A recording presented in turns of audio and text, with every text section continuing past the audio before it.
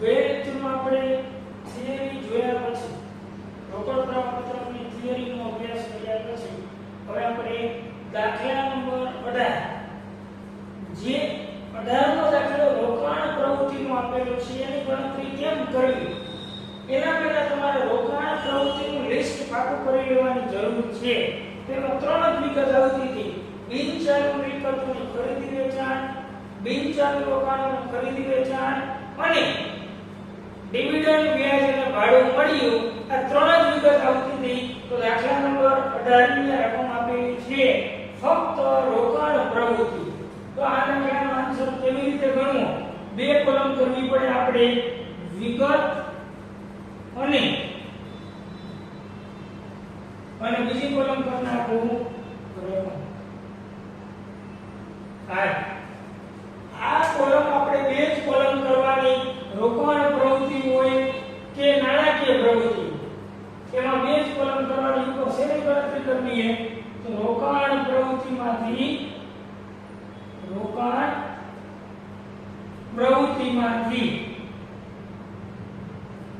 મળતો કે ઉદ્ભવતો રોકડ પ્રવાહ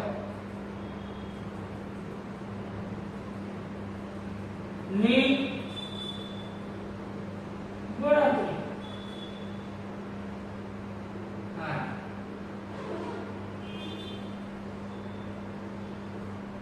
બે કોલમ કરવાની. વિગત રકમ. રોકાણ પ્રવૃત્તિ હોય કે નાણાકીય પ્રવૃત્તિ હોય એમાં બે જ કોલમ વિગત રકમ. કામગીરી પ્રવૃત્તિમાં રકમની કોલમ 2 કરશું. કેટલી કરશું? 2. રાઈટ. પેલી વિગત જોતો જવામાં બિનચાલુ રોકાણોનું વેચાણ. આ રોકાણ પ્રવૃત્તિમાં બિનચાલુ રોકાણો આવે. નામ જ એનું રોકાણ. તો રોકાણ પ્રવૃત્તિમાં રોકાણો આવે તો આ વિગતમાં લખી નાખવાનું બિનચાલુ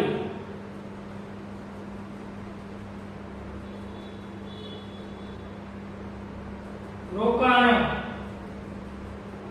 નું વેચાણ. કેટલા રૂપિયાનું હોય? વેચાણ કરો તો રૂપિયા આવે કે જાય? આવે એટલે પ્લસ માં જ આપણે લખવાના એના. આ પ્લસ 88000. આગળ જમીન બિનચાલુ મિલકત જ કહેવાય. તો બિનચાલુ મિલકત રોકાણ પ્રવૃત્તિમાં આવે. તો જમીનને લખવી પડશે મારે. જમીન ની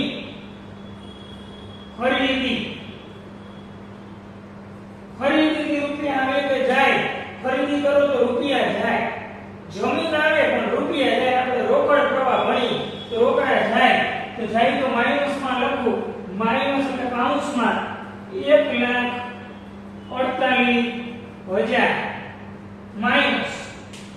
આગળ યંત્ર. જમીન મકાન પ્લાન્ટ યંત્ર ફર્નિચર પિક્ચર્સ બિનચાલુ મિલકતમાં આવે તો યંત્ર આવે. તો યંત્ર આ પ્રવૃત્તિમાં લખશું. યંત્રની ખરીદી કરો તો રૂપિયા જાય.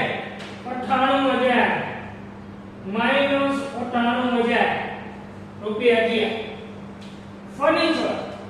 ફર્નિચર તમને ખબર જમીન મકાન પ્લાન્ટ યંત્ર ફર્નિચર બિનચાલુ મિલકતમાં આવે તો આ લખનારો ફર્નિચરનું વેચાણ.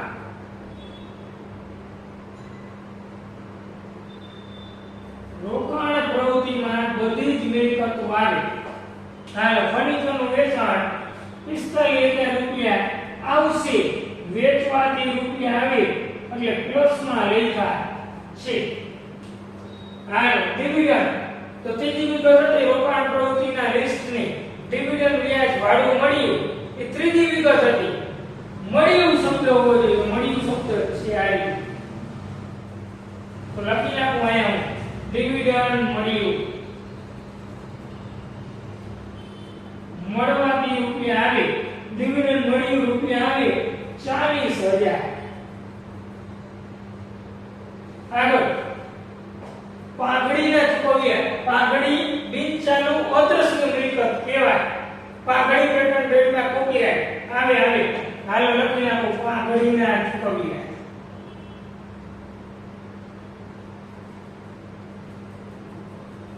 ચૂકવ્યા એટલે રૂપિયા જાશે, જાય એટલે કૌંસમાં લખવા પડે -32,000. હાલ શેર બહાર પાડવા, શેર બહાર પાડવા મિલકત નો કહેવાય, એ નાણાકીય પ્રવૃત્તિના લિસ્ટમાં હતું માલિકીની મૂડી, તો શેર બહાર પાડવા નહીં આવે.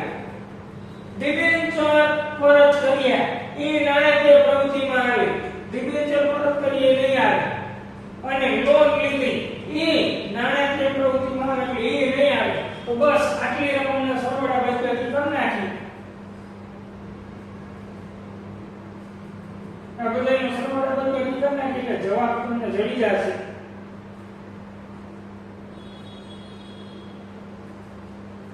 હા, આ બધાનો સરવાળા બાદબાકી કરો તો માઈનસ નો સરવાળો જાતો હોય, આ બધા પ્લસ માઈનસ કરશો એટલે જવાબ આવશે તમારો -1,05,000. કેટલો આવશે? -1,05,000. જો માઈનસ જવાબ આવે ને તો તમારે શું લખવાનું? પ્લસ જવાબ આવે તો શું લખવાનું? અહીં લખી નાખવાનું. જે પ્રવૃત્તિ હોય રોકાણ પ્રવૃત્તિમાં થી માઈનસ હોય ને માઈનસ, તો તમને કહી દઉં જાવક શબ્દ લખવાનો. હું લખવાનો માઈનસ હોય ને અહીં લખવાનું જાવક રોકડ પ્રવાહ. પ્લસ હોય ને પ્લસ, તો એ જાવકની જગ્યાએ હું કરી નાખવાનું આવક. હું કરી નાખવાનું આવક.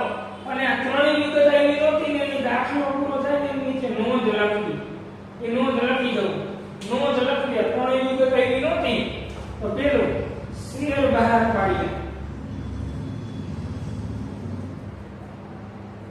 દાખલો પતી જાય એની નીચે ડિબેન્ચર પરત કરીએ.